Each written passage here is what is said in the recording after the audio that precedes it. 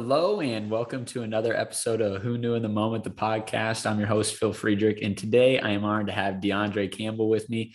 DiAndre is a former NFL player, and now he is a business owner, entrepreneur in building a health and fitness practice business, and it's been cool to see the growth. So DiAndre, thanks so much for being on today, man. Thank you, man. Thank you for having me on the show, man. I'm excited to, share my journey and continue in the great footsteps of this podcast to, help encourage and inspire. You betcha, my man. Well, hey, so let's kick it off. Growing up in Oakland, California, one of the first sports or some of the first sports that you liked were basketball and track. And so just talk about how you got, integrated into sports and what it was about sports originally that really piqued your interest. Yeah. Okay. So I originally got into sports as early as I want to say probably like 4 or 5. I'm the youngest of 3 brothers. Oh, there it is. Yeah. So I guess before it was about the sports, it just was about competition, period. Yeah. And then my parents were just like, you guys aren't about to sit in the house all day. So go outside and play. So it was like, okay, well, what are we going to play with? And it just so happened to be, different sports. And so outside of for years, I just played with my brothers. Like we just played either at school or out in the street or in the backyard. And then my first organized sport was, I want to say 2nd or 3rd grade, and that was soccer. Okay. First organized sport I ever played. And then after that, it went to basketball. And then I just so happened to play flag football. My brothers, like I said, I'm the youngest of 3 brothers. So anything that they were involved in, I was involved in sports related. So if they played, I played on the younger team. And that's how it happened. I mean, sometimes I would play with my brother who was right over me. He's like 2 years older than me. So, when he was in 5th grade, I was in 3rd. So I got to play with him on the flag football team or the basketball team and stuff like that. So, being able to play with him and feel like I'm playing with older guys versus, me just playing with kids my age was always what I was used to. I was growing up. I mean, I played when I got older, I played with my age group, but I was so used to playing against my brothers that older competition didn't bother me. Like I was never like, ooh, they're so much bigger, I'm scared. I was like, well, I'm contending with 2 giants to me every time I play a sport. So whether it's basketball, football, or whatever it is, I got 2 people that's huge in front of me. So I got to figure out some way to try to win. So absolutely. Yeah, man, that's how I got started in sports. So I want to talk about that because I'm the younger. I only have one older brother, but I'm the youngest sibling in my family, and I was the same way. He's about 5.5, 6 years older than me, though. So there's a little bit of a bigger age gap. But I always remember being mad if I didn't win. Like I never thought, well, I shouldn't be able to win because they're 6 years older than me, which is a logical thought, right? I mean, when you're 6 and they're 12, you probably shouldn't be winning, but that never crossed my mind. It was like, no, I should just be winning. So talk a little bit about that motivation and kind of the internal fire that comes from that. Yeah, man. So it's funny, just sitting here, just talking to you, thinking about it. It's just like, as a kid, it never registers to me like, oh, they're older than me, they're bigger than me. That means that more than likely, I'm not going to win. That never occurred to me. It was like, I don't care that you're bigger and you're older than me. Like that never mattered to me. It was like, whatever I have to do to put myself in a position to win, that's what I'm going to do. And honestly, for me, having that type of competitive environment, it helped me so much later on in life that I didn't even realize it. Like for me, I think one of the best character traits that I have is that I'll always be optimistic, and I'll always try to find a way to find an opportunity or a way to win. Like I'll always do it. It doesn't matter what the circumstances are. I'm always trying to think in a way like, okay, there's a potential way. It may not be a lot of options. But there's a potential way, some way, somehow that this outcome can work in my favor. And the other thing too is that I never got, I was never afraid to lose. Like losing was never, it never was a deterrent to not do it anymore. Because I lost so many times. Like me and my brothers, we used to be in the backyard playing 21. And I remember it was so bad. It got so bad at one point in time. Like my oldest brother is so much bigger than me and my other brother, that he had broken his arm, had a cast on one hand, on his shooting hand and use his other hand and beat us in 21. Yeah, I remember that. And those were the type of days and those type of the moments and experiences between playing outside and playing video games, like playing Madden and losing and just being like, it'll be like pivotal moments where I would just be so upset that I would start crying. Like I was literally that pissed. Yeah. But it never got to the point to where I was like, I quit. I'm never going back to play again. It was like, they were like, you want to play the game? Yeah, I'm playing. Let's go. It don't matter. But I tell you one thing, when I actually did win a game, when I got that, listen, I may have lost 99 times, 98 times, but those 2 times, you better believe I got all my trash talking out. That's right. I had 99 losses worth of trash talking to get out for that one game. Not even realizing in my mind that it's motivating my brothers that much more to never let me win. That's right. It just, I mean, like just having those experiences when I got older and, you know, I started competing, like losing and failing was like, okay, well, we still getting back on the horse. Like there's no back down, no let down. We just go and we gonna go and we gonna go till we really feel like we can't go no more. So that's good. I love it, man. I love it. So in a world today where, you know, you can start playing tackle football when you're like 5 years old, you know, one would assume, well, all right, Phil kind of intro DiAndre as a former NFL player. So he must have started playing early, but we didn't get a tackle football start until high school. So talk a little bit about, you know, just what inspired you to get into that, or maybe you were recruited into that due to physical size or, you know, skills that people had seen. Yeah, man. So like I said, like, you know, I hadn't played, like you said, I hadn't played tackle football ever. Yeah. Like the gist of my tackle football experience was recess in elementary school and middle school. Yeah. Play out on the football field, either playing throw it up tackle or we had enough kids to like play like a good game at recess. But so what happened with me was like I said, I'm the youngest of 3 brothers. And so my oldest brother at the time, he was the first one to like break the ice on playing tackle football in high school. And he didn't play in high school till his junior year. Okay. His junior year going into his junior year. And then when my oldest brother played his senior or his junior going into senior year, my brother was a freshman. Okay. And so that's when he started playing. And so naturally, when I got there, it was just like, well, okay, well, my brothers are playing tackle football, so I'll just go out and try it and let's just see. Yeah.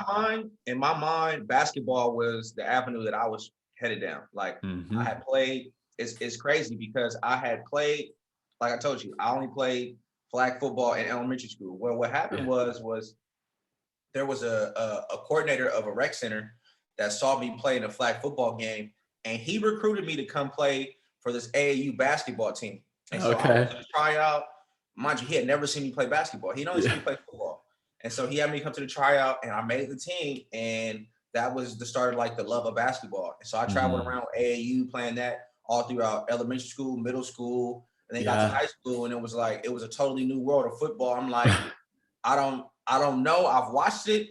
I played Madden a lot, but being out there and like having on a helmet and shoulder pads and cleats and all that was just like, okay, I'm gonna just try to watch what they do and do what they do.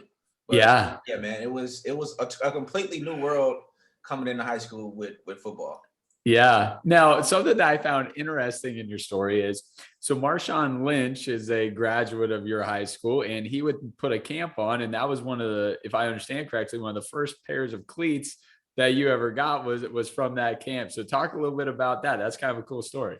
Yeah, man. So Marshon, Marshon Lynch is, huge Oakland ride or die hard supporter, right? Everybody knows that, he wears that on his sleeve. Oakland is where he grew up, born, bred and raised. And so for me, in high school, at that point in time, he was in the NFL. And so what he would do is Marshon's always been a down to earth person. Like he's always been approachable. He always people always say visibility is important. Yep. There was never a point that I didn't feel like he wasn't there to show us as high schoolers that representation mattered, and there was a potential life that we could have for ourselves once we got done with high school. Like there was life after high school. Yeah. And so he would have these camps. And so he had a partnership with Nike, you know, because he had sponsorship. And so he would give out hundreds of pairs of shoes, and sometimes he had some football cleats. Well, I had only been playing, I'd only been to probably maybe 2 or 3 or like a week's worth of practices during the summertime. And I was in tennis shoes. And so it was like, well, I don't have any cleats. I literally didn't know what kind of cleats to get. Like, I didn't even know that there were particular cleats for linemen and running backs and skill positions. I didn't know. I was just like, okay, well, give me some cleats. So I ended up going to the camp and getting these cleats. Come to find out, these cleats were like lineman cleats. So they're like really heavy, right? Yeah. But I didn't know any better. So I'm just out here running with these cleats on. You know, I'm like, man, like, okay, like, is everybody cleats like this? I don't know. So I just wore those cleats for a little, like for a minute, man. Like that summer. And then when it got closer to the season and I saw everybody getting like special cleats for the games, I'm like, oh, okay. So this is like basketball. Okay. So you got your practice shoes and you got your game shoes, but they game shoes was filthy. And I was over here with these cleats on, with these lineman cleats, but I was happy and content. I was like, nah, okay. Right. All right. I'd actually got a starting spot. So I'm like, I can't be out here just with anything on. I gotta look the part. And so that's when I, upgraded my cleats. But yeah, man, him giving me those cleats and him just being there and, showing us that, there is an opportunity for you to have a successful life outside of high school and be able to come back and give back to the community. So yeah, man, that was my my first pair of cleats right there. So something that I want to highlight there, and we're gonna get into this more a little bit later, but something for me. So I played basketball in college, and so my whole life was all about basketball, and I didn't realize until I graduated how many life lessons I had learned playing a sport. And once again, that sport seemed like life, right? And then you graduate and you grow up and you say, all right, there's more to life than this sport, but you learn so many lessons. And so something I think of there as you give that story is you could have complained and said, oh, well, these cleats aren't as, cool as these guys' or anything. You just took what you had. You didn't know any different and you just started, right? You just wore them regardless. And I think for so many people, right, whether it's starting a business or it's making this life choice, you want it to all be perfect on the outside before you'll make the investment of time or of money or of energy. So maybe just talk a little bit about that for you, kind of like the blissful ignorance that is, not knowing that, hey, I'm wearing the wrong type of cleats for the position I play, but just excelling anyway. Man, so like I think the beauty of that is it teaches you how to find a way to find a way. Yeah. You come to realize that when you're starting out at anything, it doesn't matter where you're starting out at. It's the fact that you're starting. Yep. That you have the will. Yeah. Out like because there's no way that you could try to prepare as much as you want to prepare to start, but all that prep work that you're putting into preparing to start, you could actually have just started and be further along because you could have by already starting, you could have made like 2 or 3 mistakes that you learned from. Yep. That you're still, on the other hand, trying to prepare for that may or may not ever happen. I love it. And so that was just a huge thing for me, man. It's just understanding that, okay, I may not have everything that everybody else has, but I know that I have what's within me, which is the will and desire and the work ethic to put myself in a position to where I may not have everything right now, but eventually I'm willing to learn and I will put myself in a position to where I have what I need. So that's awesome. Yeah, man. That I think that really helped me, understanding that early on, and it helped me later on in business. Like for example, like I wasn't necessarily around a lot of personal trainers or trainers. I had strength and conditioning coaches, but I didn't see them run a business. They just helped us get bigger, stronger, and faster because we were playing for that team. Yeah. So I didn't see, how like the ins and outs. It was just like, okay, well, I know I have the experience for one. Yep. I know I've gotten my body in tip top shape. Yep. I know how to diet. So people are constantly coming up to me asking me. I'm like, okay, well, let's get started. Yep. And as I went, I learned more and more about having, counting your, some people count their calories, count your macros, your micros, making sure you log everything, making sure your regiments are tip top and in shape, and customizing packages and all these different things that I learned along the way, that if I would have still just been back there and been like, well, I don't know this, so I can't start. I wouldn't have been anywhere. I would have still been Yeah, back there because I would have just been stuck, and that's it's so just like good. it's so much that can be learned once you start, that Yeah. there's nothing that you can train to or prepare you for that moment. And Yes. so yeah, that's just been what it was for me, man. Just having that belief that whatever it is that I put my mind to and my heart in, that I'm gonna do whatever I can to make sure it's successful. And That's there's nothing that anybody else outside of me can control or mess up or manipulate to where they take away my inner belief in myself. So boom. That is great.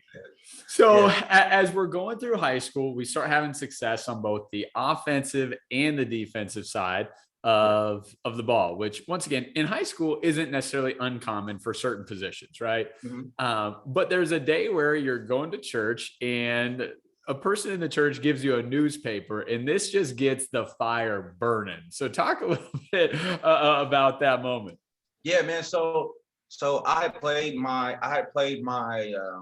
it was my junior year. My junior year football had gone. We had like the football banquet. I found out I made like all league honors. I was like one of the offensive MVPs of the team and stuff like that. So I knew all that stuff. But like I said, in my mind, I was so focusing on basketball because I knew it was my junior year. And I was like, I know junior year in basketball is a huge year. So I got through the football season. These coaches had me working on it all off season to where I was, foregoing some of my basketball tournaments so I could be there lifting and running and doing whatever they was asking me to do because they saw the potential in me. But I was like, yeah, yeah, Yeah. yeah, I feel what y'all saying, but I'm not worried about that. I'm about to go in here on this hoop court. Yeah. So middle of the basketball season, and I really wasn't in the weight room a lot for football because I was in basketball season. So Yeah. I'm at church one Sunday, and the deacon at my church during football season every week he used to give me the paper. He used to give me the part of paper sports section where it showed the stats, and he would tell me my stats. Because at that time there was no huddle, wasn't there? Huddle didn't exist. There was none of that. Like my people, people laugh at me all the time. I tell them my recruiting highlight tape was on a VHS Yeah. that they had, and my coach took a converter with a VHS, a DVD to make it a DVD player for it, so they could play it at UW on like signing day or whatever, so people could see my highlight. So like there was no like technology out there that was really like helping me like get the exposure. So in my mind, I was like, okay, well, I had a good season. I made all these. That's cool basketball. So then just one Sunday, he just came and he was like, hey, your face, there's a picture of you in the newspaper. And I'm like, I mean, I had a cool game. I think I had like 15 or I had 15, 10 points or something, or 15, like maybe a double, Yeah. at a regular like league game. So I'm like, I had a paper. Okay. So I look at a paper, a piece of paper or this newspaper article, and it's like the cream of the crop class of 2010, cream of the crop players for the class of 2010. I'm like, what does it mean to be cream of the crop player? I don't even know. I don't even know what this is. And so then I just started looking at all the different guys on there. And so it was the top recruits coming out of high school for the upcoming year. And so Yeah. I see my name in my picture, and I'm like, I'm one of the, I'm one of, I done made it to one of the top. I'm one of the top players. Wait, I'm actually that good at football. That's Yeah. that's actually how good I am. That they think that I had that great of a season that I'm one of the top players. Okay, all right, huh? What does that mean? I still don't know what that means because, like I said, football was never really Yeah. anything. Like I didn't know the process of getting recruited. Like there was no any of that. So, seeing that newspaper, seeing my face in it, and like realizing like, okay, like so I could actually get a scholarship for this. Okay, cool. And literally that Monday is when I got home from school is when I started getting like those college recruit letters. So Yeah. up until this point, there was nothing like football related or college related when it came to football. It was like literally from that day, from that Sunday, that Monday, is when I started getting recruited. And I got those letters, and then college coaches started calling. And I was just like, wow, okay, all Yeah. right. I still don't really know what's going on, but hey, we're here now and we just gonna roll with it. So that's how that all happened, bro. Like it was crazy. Absolutely. Yeah. So within the recruiting process, it's one of those really cool things, right? I mean, everyone likes to be like the center of attention from people and have them, wanting you. At the same token, it's slightly stressful, right? You're trying to live your normal life, and yet you feel like everyone keeps telling you, hey, this is one of the biggest decisions you're ever going to make. And you're like, all right, well, I better not mess this decision up. So talk about just kind of your support circle and, how you end up picking Washington as the university you're going to head to. Okay. Yeah. So as far as like the recruiting process goes, man, like I said, I didn't really know about recruiting I didn't know anything about recruiting. Yeah. I didn't know, like I said, I had a goal to play college football, but I still knew nothing about recruiting. I just knew that a school could come see me and I would get an opportunity. Like I knew, that's all I knew. But when it came to recruiting, college coaches reaching out, them offering you a scholarship. And then what comes with that is now you get all this publicity and notoriety from people that you don't even know. And so it's like now the things that you do is like, oh, okay, you're not just DiAndre Campbell from, Oakland, California. Now you're DiAndre Campbell from Oakland Tech, one of the top 15 players, top 20 players in the whole Bay Area. You went to Oakland Tech High School. This is what your stat line was last year. We're looking for great things out of you next year. And I'm just like, you don't even know me. But you know all this about me? Like, I've never met you. We've never shaken hands. All right. So now you know me. All right, cool. And then, the news articles, so now, I'm getting interviewed. They asking me questions. I'm like, what is going on? Like, all this is happening. And so for me, I had the support that I had was my high school coaches. They really showed me helped walk me through everything. Like if a coach called, they would call them, or if a coach called me, I would call them just to run things by them. And ultimately, as well as my family, my parents, they really didn't know much about recruiting. Neither one of them were college athletes or anything like that. So they didn't really know much about it as well. And so they were leaning on the coach as well. But the thing that I loved most about my parents and their support was that there was never any pressure. There was never an expectation that you have to go pro, or that you have to get a scholarship. Their biggest thing to be was that we just want you to go out there and do your best, and whatever it is that you're doing, we're going to support you in that. And so that made it so much easier, because even my experience with training, sometimes parents want the dream for their kids more than their kids want the dream for themselves. And so, you run, me as a trainer, sometimes, it's and it doesn't happen often.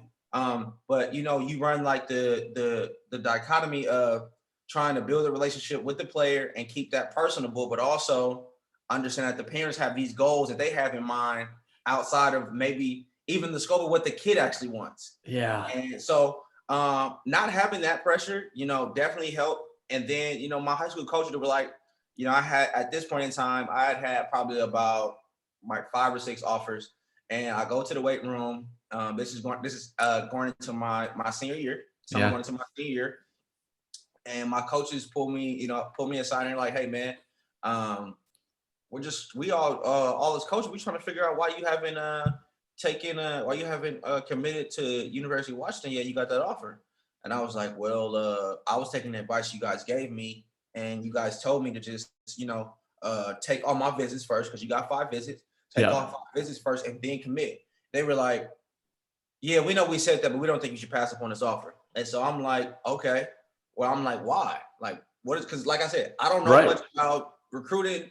Yeah. I don't know what to look for in a college football team or in a college. I don't know.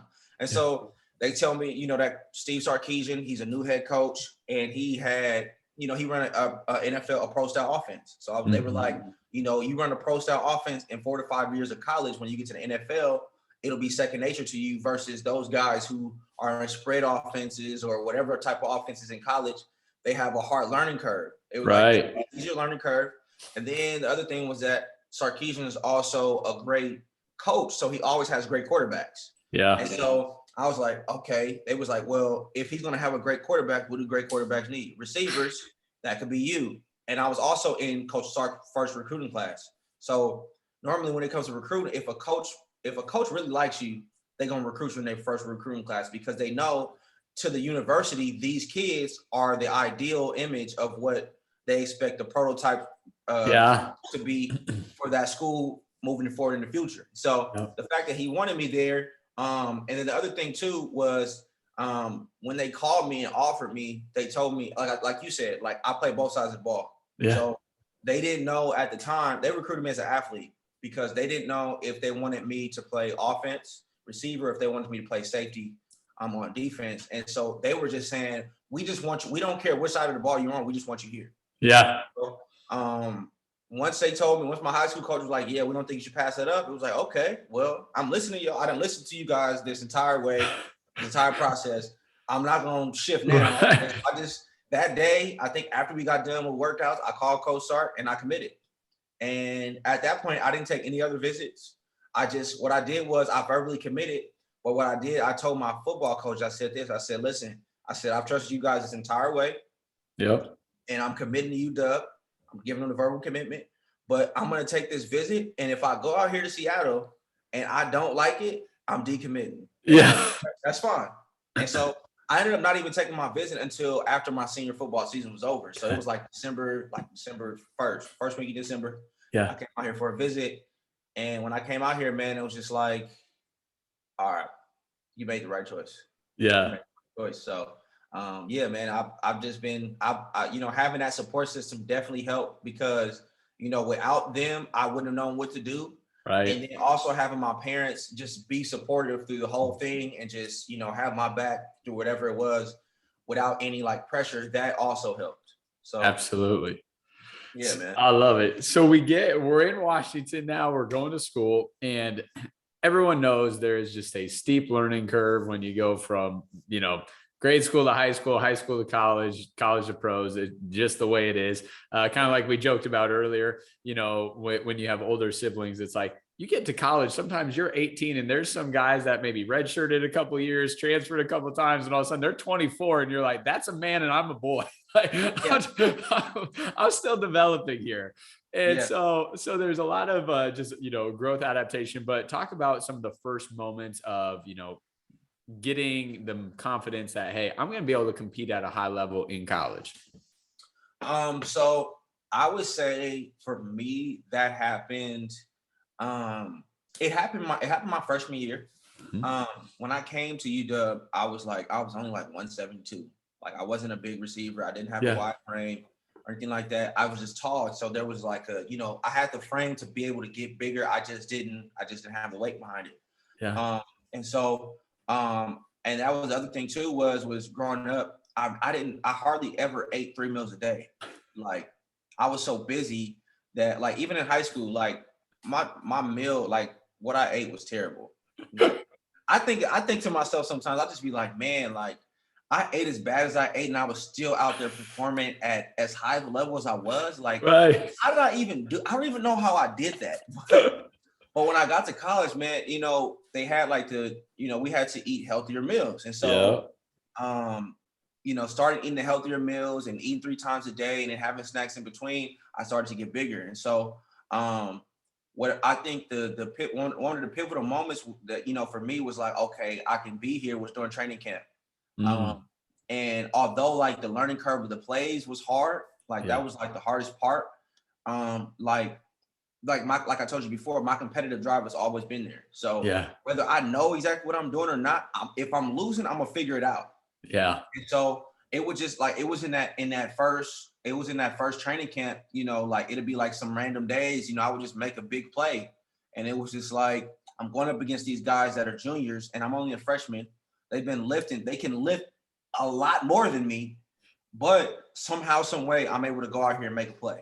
Yeah. And so it was like early on, those were the moments where it was just like, you're meant to be here. Yeah. Because early on, you're trying to figure out the lay of the land. Your whole life has literally changed in a matter of a week or a couple months to where what you know and what you're most familiar with is no longer there. Yeah. And so navigating that and then trying to navigate school, having to now I have to wake up for a 6 a.m. workout. What? Workout at 6 a.m.? I had never worked out in my life at 6 a.m. up until that point.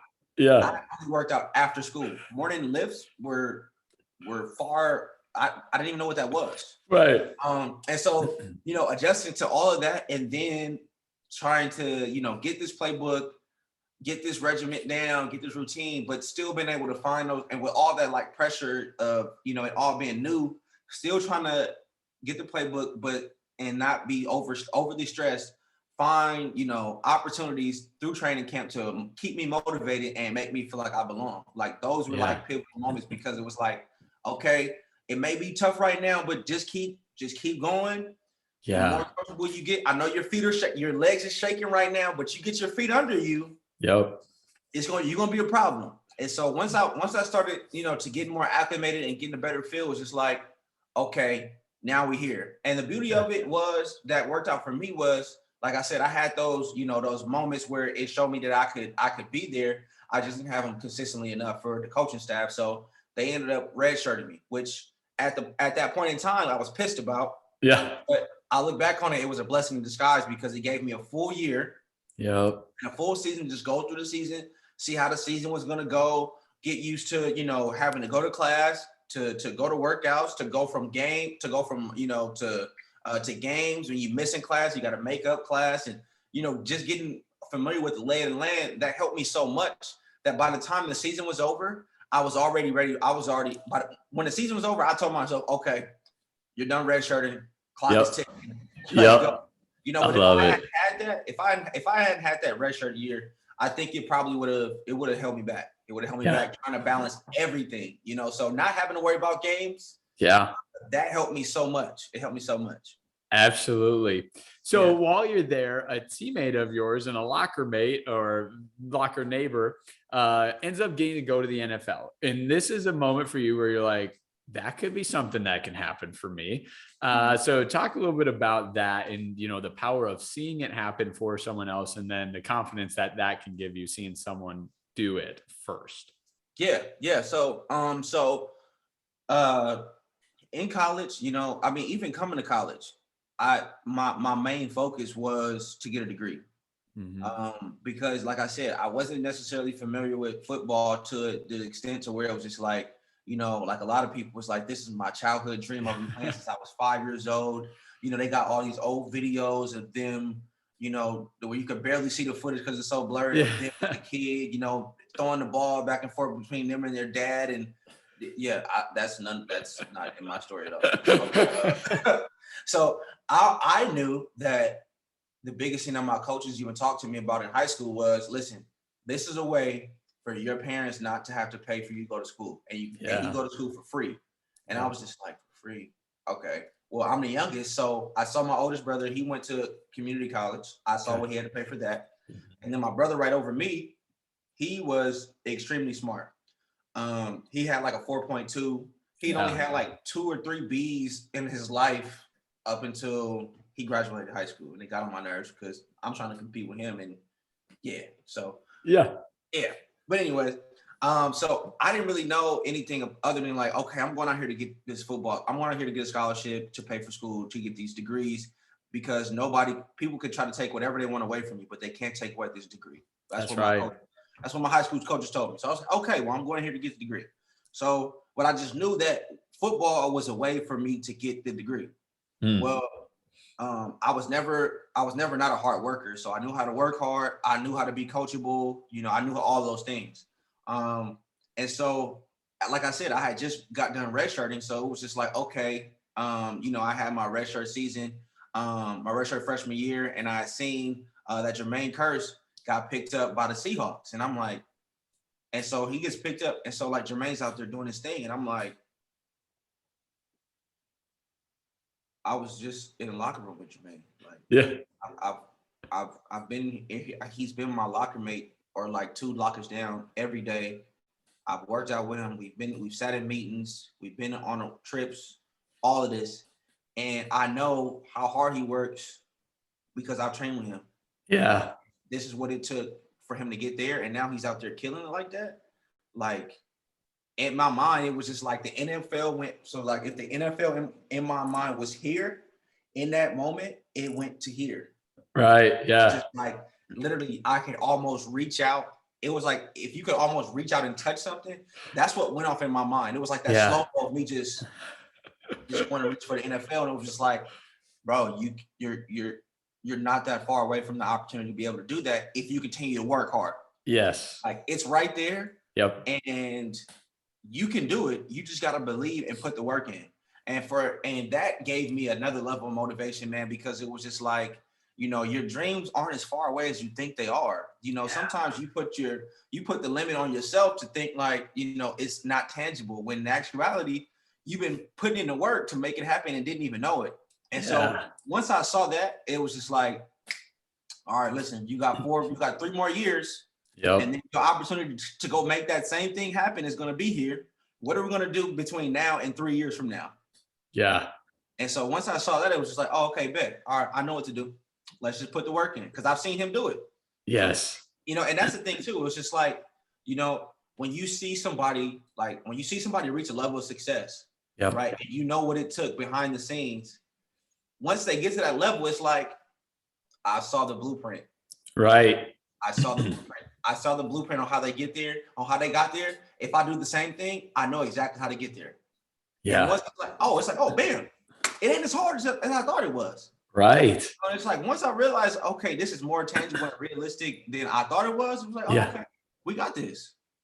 I love that. And I think you're so right? When you can kind of see the behind the scenes of what's happening, it makes it that much more attainable, because it's not like, oh, they're just unbelievably more gifted than I am. It's like, well, no, I saw them work their butts off. They definitely have talent, but they work their butts off, but I'm doing the same thing.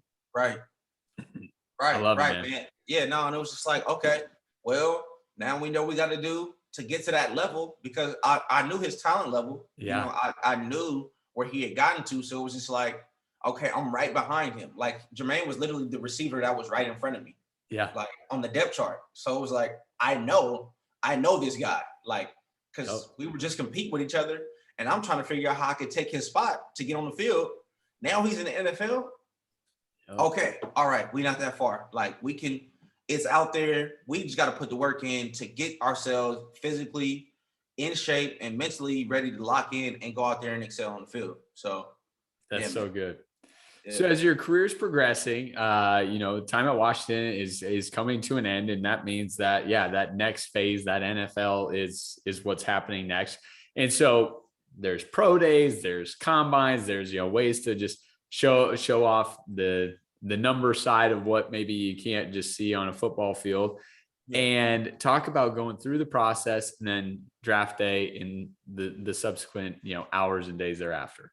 Yeah, man. So I get done with my last game. I want to say it was like the 29th of December or something like that. We played UW. We played in I forgot what bowl game it was, but it was in Arizona. I know it was in Tucson. I want to say no, it was in Tucson. Or no, wherever Arizona State is. I don't know where it is. But so we're there. Then I come back here, and then I went on a retreat for like some type of educational retreat or whatever for like athletes. So I did that the first week of January. After that, I came back out here and I trained from the second week of January to my pro day, which was like the middle of April or towards the end of April. I trained 6 days a week, twice a day. I had to eat. I would eat with two of my meals, like with lunch and dinner, it would be like a pound of meat, some type of rice, vegetables mixed in. Yeah. And man, like it was regimented, calculated, a true grind, because in my draft class group that I worked out with, I was the last person out of the whole group to do a pro day. So guys were leaving like early March. Yeah. Towards the end of March, beginning of April, I'm still there working out, like grinding, because all throughout my entire process, I had a chip on my shoulder. Yeah. Like I told myself, okay, I may not have had the most productive college career, but I've worked too hard to just quit now. Like I put in way too many hours to just be like, you know what, we're not gonna try. Yeah. Like I was like, yeah, life, okay, you may never play a down of football again in your life. That's fine if we get to that point. But we're not gonna get to that point without trying. Yeah. Like putting forth as much effort as possible. Like I tell you, like I was locked in. Like I was focused. I hardly went up to UW. Like even though I was training in Bellevue at this spot called Forest Sports Performance at the time, and I intentionally didn't go to Seattle. Like there's like a highway there's a bridge from Bellevue to Seattle that you could cross just to go, and like the bridge takes you right to UW. I intentionally didn't go on either bridge. I would drive around and just go the other way south just to not go to Seattle because I didn't want anybody on campus to see me. Like I didn't want them to see me. Like I wanted them to have remembered me when I left. The last moment they saw me, and I wanted them to see me come back on pro day as a different person. Yep. So by the time I actually did come back on pro day, everybody was looking like at me with so much surprise because my body had changed. I gained like 12 pounds of muscle, literally. And then I go out there and the numbers that I put up for my pro day, nobody was expecting it. And so, like going through that whole process, man, like it was a grind. But when I got out there on a pro day, because literally my body didn't feel fresh the entire time I trained. Like at no point in time did I feel fresh.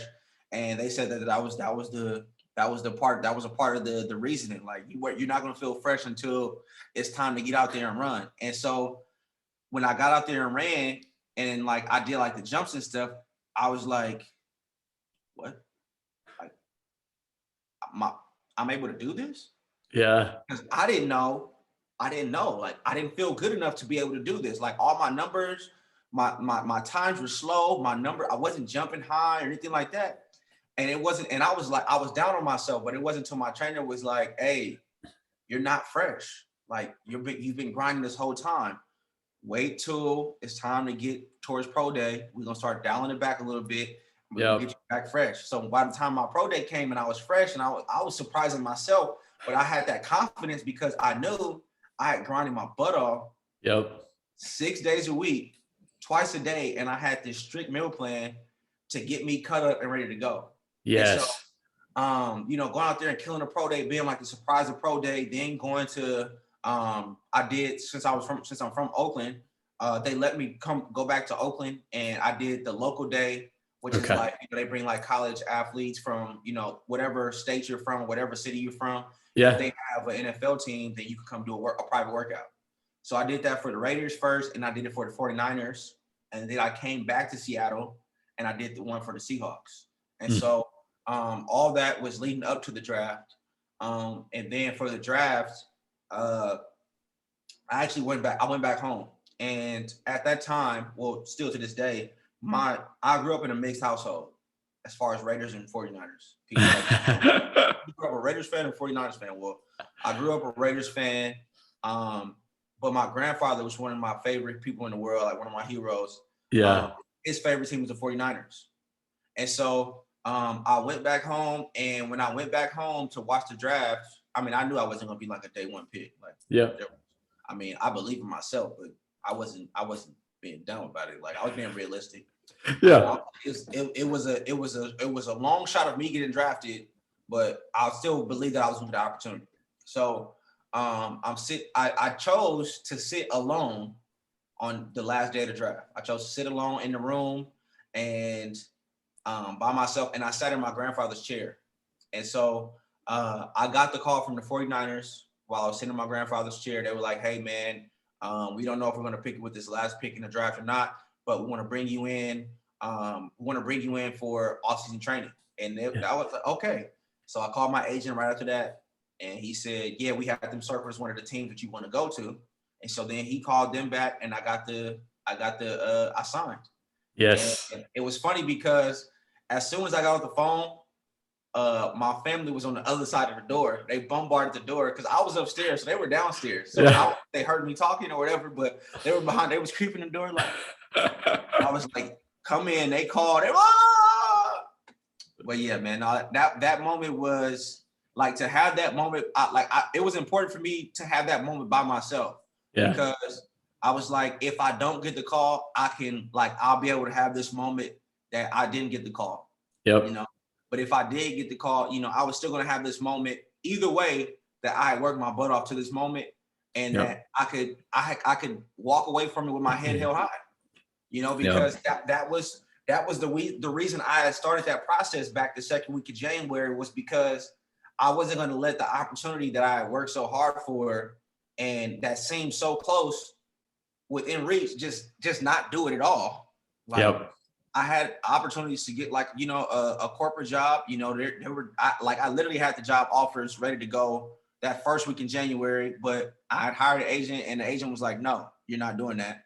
You're gonna train." So I was like, "Okay." I was like, I knew that the corporate job would be there. Yeah. I knew that my opportunity and window to live out my dream wouldn't. So I was like, why not just try? Yeah. What do you lose from trying?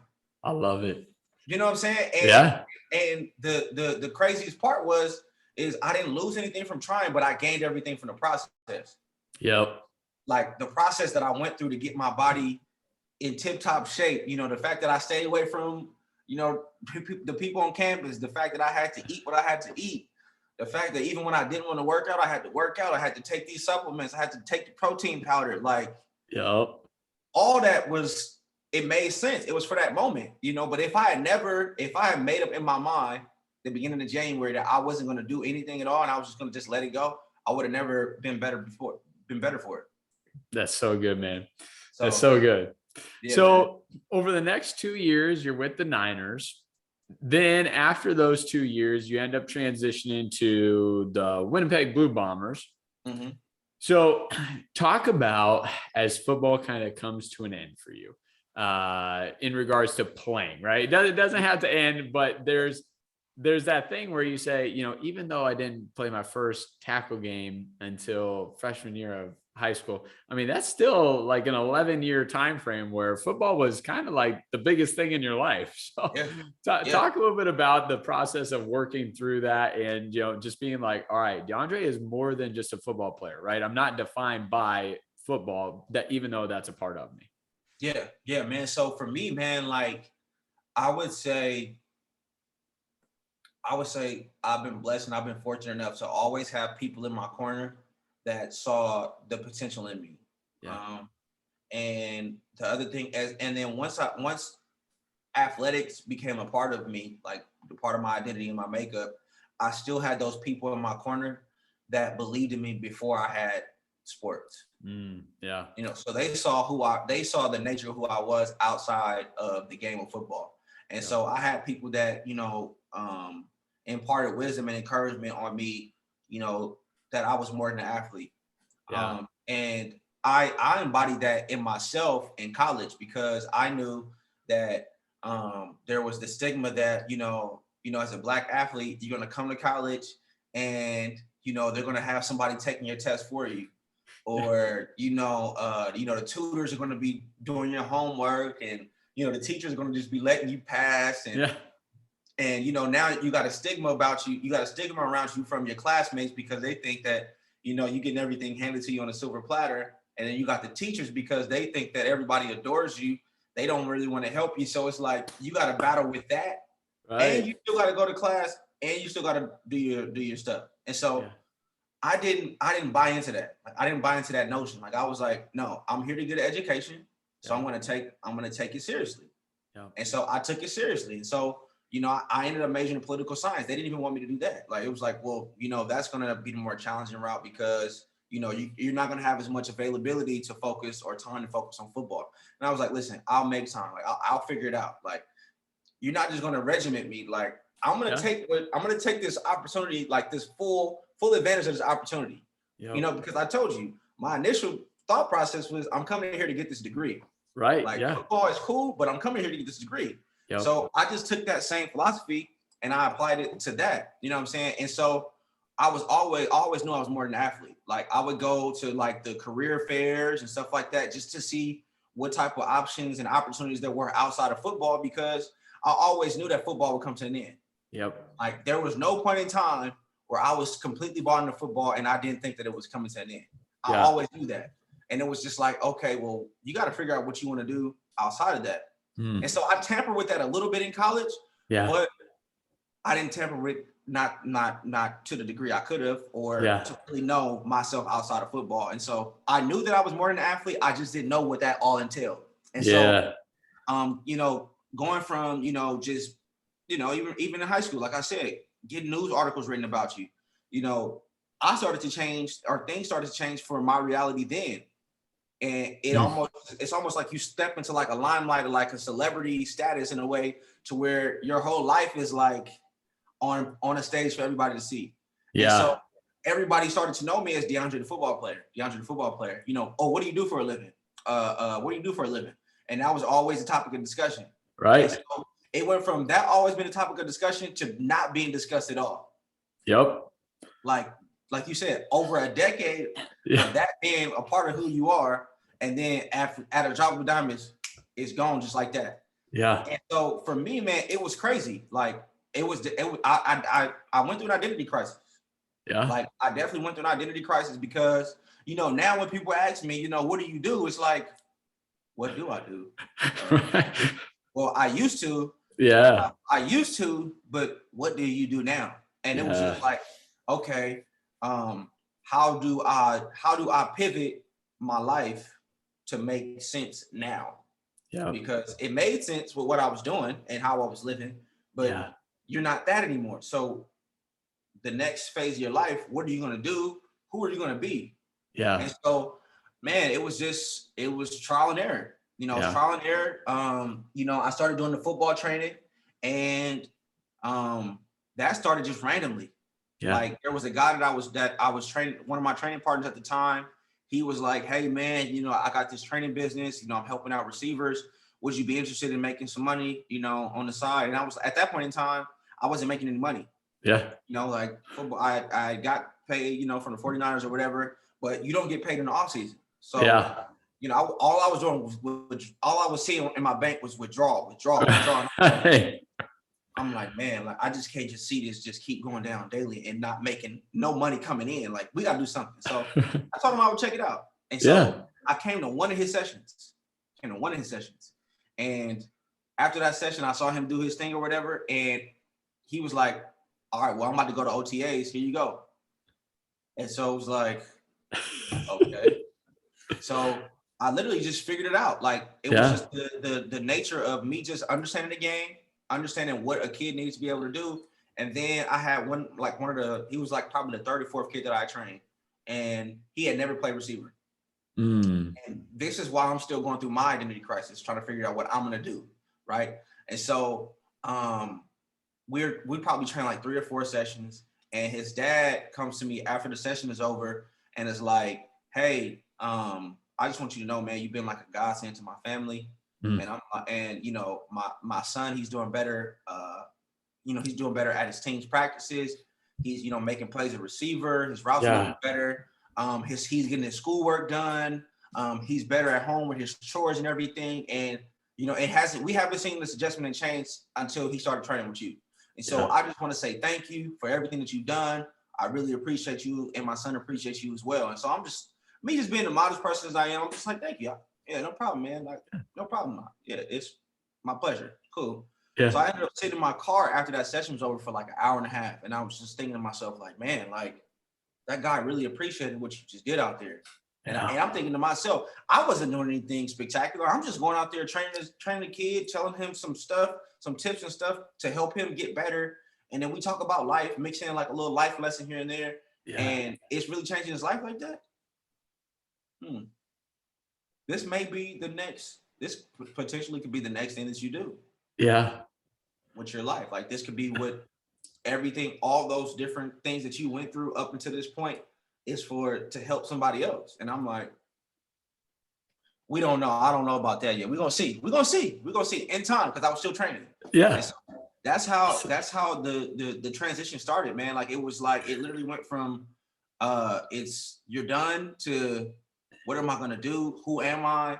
And then I started to just see, as I continued to search, my purpose started to reveal itself. And I've been working it ever since. I think something that's super important to highlight there is, how others centered first you were.